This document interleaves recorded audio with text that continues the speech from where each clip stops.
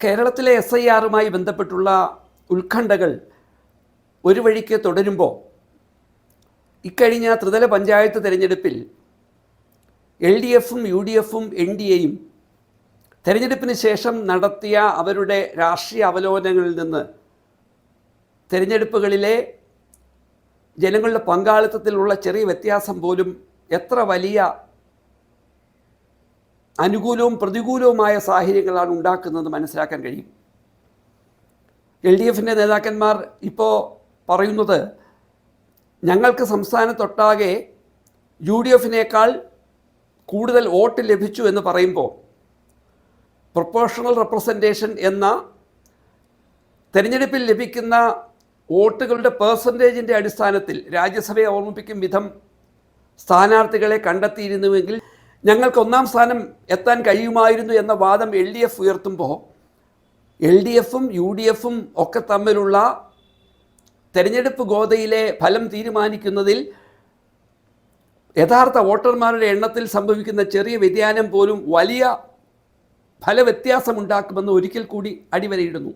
ഈ സാഹചര്യത്തിലാണ് കേരളത്തിൽ 25 ലക്ഷത്തോളം ആളുകൾക്കെങ്കിലും അവരുടെ വോട്ടവകാശം നഷ്ടപ്പെടും വിധം SIR അതിൻ്റെ ലക്ഷ്യത്തിലേക്ക് അടുപ്പിക്കുവാൻ സംസ്ഥാന ഇലക്ട്രൽ ഓഫീസർ ശ്രമിച്ചുകൊണ്ടിരിക്കുന്നത്. സംസ്ഥാനത്ത് നിലവിൽ 2,80,00,000-ലധികം വോട്ടർമാരുള്ള സ്ഥാനത്ത് പുതിയ പട്ടിക വരുമ്പോൾ അതിൽ 25 ലക്ഷത്തിൻ്റെ എങ്കിലും കുറവ് സംഭവിക്കും വിധമാണ് കാര്യങ്ങൾ നീങ്ങുന്നത്. ഇത് കേരളത്തെ മാത്രം ബാധിക്കുന്ന പ്രശ്നത്തിനപ്പുറം നോക്കൂ, ബംഗാളുമായി ബന്ധപ്പെട്ട് ഇന്ന് പുറത്തു വന്ന വാർത്ത കേരളത്തെ സംബന്ധിച്ചുള്ള വാർത്തയെക്കാളും അപകടകരമാണെന്ന് നമുക്ക് മനസ്സിലാവും. ബംഗാളിൽ ഏറ്റവും പുതിയ കണക്ക് പ്രകാരം കരട് വോട്ടർ പട്ടിക ഫെബ്രുവരി 14 കൊണ്ട് പൂർത്തീകരിക്കുമെന്ന് പറയുമ്പോൾ തന്നെ ബംഗാളിൽ 1,70,80,000-ഓളം ആളുകൾക്ക് വോട്ട് ചെയ്യുവാനുള്ള അവകാശങ്ങൾ നഷ്ടപ്പെടും എന്ന തരത്തിലാണ് SIRൻ്റെ വാർത്തകൾ നമ്മളോട് പങ്കുവയ്ക്കുന്നത്.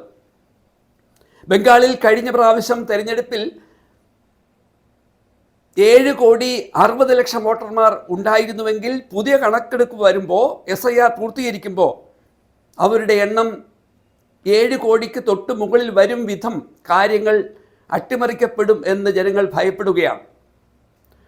ബംഗാളിൽ നിന്ന് 58 ലക്ഷം ആളുകളെ ഒഴിവാക്കാൻ SIRമായി ബന്ധപ്പെട്ട് പുറത്തു വരുന്ന വാർത്തകൾ പറയുന്നത് ഒന്നുകിൽ അവർ അവിടെ സ്ഥലത്തില്ലാത്തവർ, ഇല്ലെങ്കിൽ ആ സ്ഥലത്തു നിന്ന് മറ്റൊരിടത്തേക്ക് പോയവർ, ഇല്ലെങ്കിൽ മരിച്ചു പോയവർ തുടങ്ങിയ കണക്കുകളിൽ 58 ലക്ഷം ആളുകളെ ഉൾപ്പെടുത്തിക്കൊണ്ട് മൊത്തത്തിൽ ഏകദേശം 1,70,00,000 ആളുകളുടെ വോട്ടവകാശം നഷ്ടപ്പെടുന്നു എന്ന് പറഞ്ഞാൽ ബംഗാളിൻ്റെ രാഷ്ട്രീയ പശ്ചാത്തലവുമായി ഈ SIR ശ്രമത്തെ നമുക്ക് ബന്ധിപ്പിച്ച് കാണേണ്ടതുണ്ട്.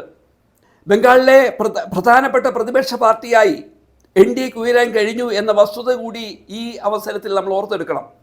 ബംഗാളിൽ തൃണമൂൽ കോൺഗ്രസും BJPയും തമ്മിൽ നേരിട്ട് പോരാട്ടം നടത്തുമ്പോൾ ബംഗാളികളുടെ ഇടയിലെ വോട്ടർമാരുടെ ഇടയിൽ സംഭവിക്കുന്ന അപകടകരമായ SIRൻ്റെ ചില ഇടപെടലുകൾ സ്വാഭാവികമായി തൃണമൂൽ കോൺഗ്രസ്സിന് വലിയ അപകടമുണ്ടാക്കുമെന്ന് അവർ തിരിച്ചറിഞ്ഞിട്ടുണ്ട്. അതുകൊണ്ടാണ് തൃണമൂൽ കോൺഗ്രസിൻ്റെ നേതൃത്വത്തിൽ ബംഗാളിൽ SIRനെതിരെയുള്ള വലിയ പ്രക്ഷോഭങ്ങൾ അവർ ആരംഭിച്ചിരിക്കുന്നത്. ബംഗാളിൻ്റെ രാഷ്ട്രീയ ഭൂമികയിൽ ബംഗാളിന് അത്ര പരിചിതമല്ലാത്ത, കൃത്യമായി പറഞ്ഞാൽ ഇന്ത്യ വിഭജന കാലത്തിന് ശേഷം ബംഗാളിൽ വർഗീയ കലാപങ്ങൾ ഏറെ കുറവായിരുന്ന ഒരു പ്രദേശത്ത് ഹിന്ദു വിഭാഗങ്ങളെ കൂട്ടുപിടിച്ചുകൊണ്ട് ബംഗാളി ഹിന്ദുത്വ രാഷ്ട്രീയത്തെ പരമാവധി ഊതുവീർപ്പിക്കുവാൻ ഒരു വശത്ത് BJP ശ്രമിക്കുമ്പോൾ മറുവശത്ത് ന്യൂനപക്ഷത്തിൻ്റെ സംരക്ഷണം അവകാശപ്പെട്ടുകൊണ്ട് TMC ബംഗാളിൽ ഒരു വർഗീയ വിഭജന രാഷ്ട്രീയത്തിൻ്റെ പശ്ചാത്തലം ഒരുക്കുകയായിരുന്നു.